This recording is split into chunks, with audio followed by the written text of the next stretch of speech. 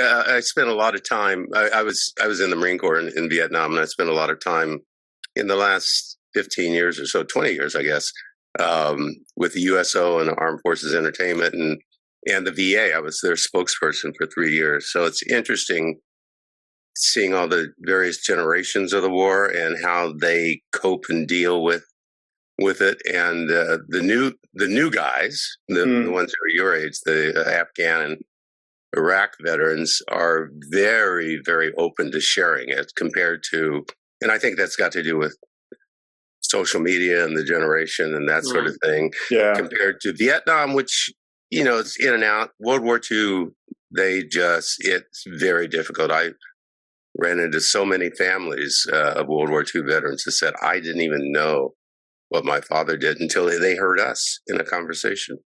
It's an interesting thing that people do. I guess there are typical experiences, but I think there are a lot of no two are exactly alike, and it was so controversial that people's opinions of the war vary greatly, and depending on when. I was not a fan of the war after I was there,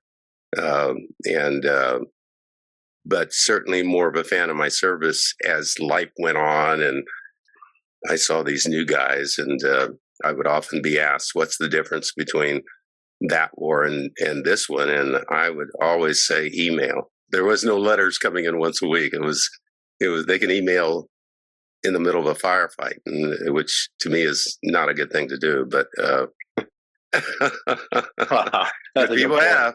Yeah, that's wild.